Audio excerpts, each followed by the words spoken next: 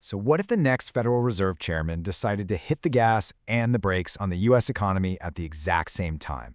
It sounds kind of impossible, right? But that's precisely what Kevin Warsh is proposing. Today, we're going to unpack his pretty radical blueprint for what's being called a regime change at the Fed. Here's the core of it, and it's a real head-scratcher.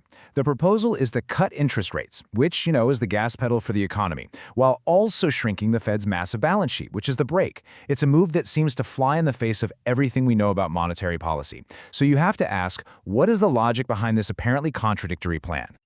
Well, for decades, the Fed's playbook has been simple. You cut rates to get things going, and you tighten things up to cool them down. They're seen as total opposites. But Warsh is arguing for a complete departure. He's saying that quantitative tightening, or QT, isn't just about slowing things down. He sees it as necessary surgery to fix a financial system that's become seriously distorted. The idea is that by fixing this underlying plumbing problem, the Fed can then create a situation where lower rates actually help Main Street and not just Wall Street. Okay, to really get our heads around this, we're going to break this analysis down into 5 parts. First, we'll look at what's supposedly wrong with the old playbook. Then we'll get into the details of Warsh's actual plan. After that, we'll touch on the political calculus behind it and the potential team that could make it happen. And finally, we'll wrap up by looking at the 3 big risks that could really throw a wrench in the works. So let's start with the diagnosis. What exactly is so broken about the current system that it would need such a dramatic overhaul? Let's dig into the problem that Warsh and his supporters believe they need to solve. This quote really just cuts right to the heart of the critique. For the better part of the last 15 years, we've had this combination of massive government stimulus and rock-bottom interest rates. And what's the result? Well, asset prices, stocks, real estate, they've gone through the roof. But for the average person, wages haven't really kept up, while the cost of living has just soared.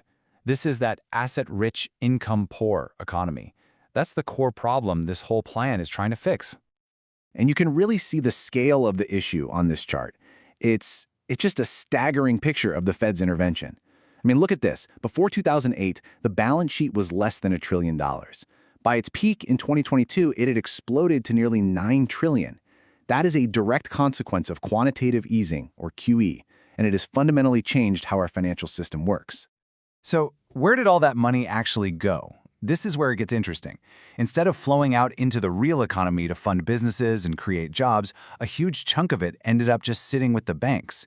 You can see here, the share of bank assets dedicated to business loans has been basically cut in half, from 50% down to just 20%. That's a serious breakdown in the credit transmission mechanism.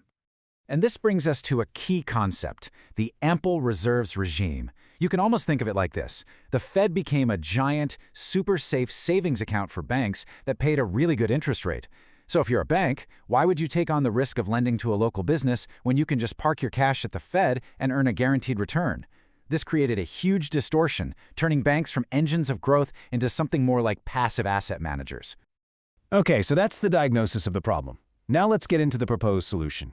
In this next section, we'll lay out Warsh's blueprint for, hopefully, getting the financial system back to its core mission.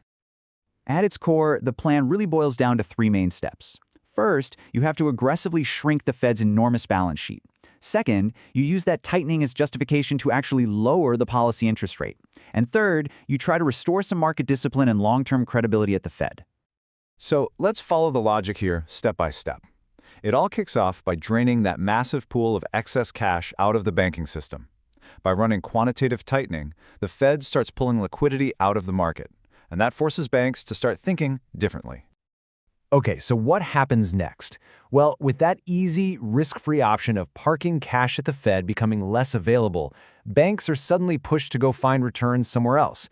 The era of easy money is over, and now they actually have to compete and look for real investment opportunities out in the economy. And that leads to the ultimate goal, forcing banks back to their primary function, which is lending to businesses and households, getting credit flowing back to Main Street. The thinking is, if you get banks funding innovation and expansion again, you could unleash a new wave of real economic growth that benefits a much broader swath of the population. By the way, if you find our analysis valuable, please like, share, and subscribe to our channel so you don't miss future explainers. We're going to keep covering these major economic shifts, and we'd love for you to stay with us. All right, but a policy this significant is never just about the economics. There's always a political dimension. To really understand why Kevin Warsh is even in this conversation for Fed chair, you have to look at the pretty complex political calculations going on behind the scenes. Picking a Fed chair is a huge balancing act. On one side, you might have a candidate like Kevin Hassett, who would probably deliver the very aggressive rate cuts that Donald Trump wants, but that might make the markets really nervous about Fed independence. Then you have Kevin Warsh, who offers a more nuanced approach, a compromise that could potentially keep both the White House and Wall Street on board. And this is why, from a political perspective, Warsh could be seen as a logical compromise. He can deliver on the key political demand, lower interest rates, but he does it within a framework that's designed to reassure Wall Street. He's hawkish on the balance sheet, which gives him market credibility, and his personal connections could offer a useful line of communication to the White House. It's a pretty shrewd strategic package. Now, it's important to remember that Warsh wouldn't be operating in a vacuum. He'd be one key player in what could be a whole new economic policy team, a group of heavy hitters with a pretty aligned vision for the U.S. economy. And here's what that team could look like. You'd have Trump providing the top-down political support from the White House. You could have Scott Bessent at Treasury, handling the fiscal and industrial side. Then Warsh at the Fed, running this new market-oriented monetary policy. And with a legend like Stan Druckenmiller in an advisory role, bridging the gap between markets and policy, well, that's a potential economic powerhouse. Okay, so the plan has a clear logic, and the political strategy seems plausible. But a plan this radical is also, well, it's incredibly risky. So for our final section, let's game out the three main things that could go wrong and turn this whole thing into a real market nightmare. This is a serious high-wire act, and there's not much of a safety net. The first major risk is a short-term liquidity shock. Pulling money out too fast could just break things in the market. The second is a miscalculation on the pace of it all. The whole thing depends on an orderly process, and one misstep could cause chaos. And third, and this is crucial, is a failure of coordination. This plan absolutely requires the Fed and Treasury to be in lockstep. If they're not, the entire strategy could just fall apart. But if they can thread that needle, if they can actually pull this off, the potential reward is huge. You could be looking at a more sustainable economy, where banks are actually funding real growth again, and where lower interest rates are a sign of a genuinely strong economy, not just a result of financial engineering. So that's really the trillion-dollar question we're left with, isn't it? Are we looking at the potential end of this era of unlimited QE and the beginning of a return to a more market-driven financial system? Or is this just another grand experiment destined to have unintended consequences?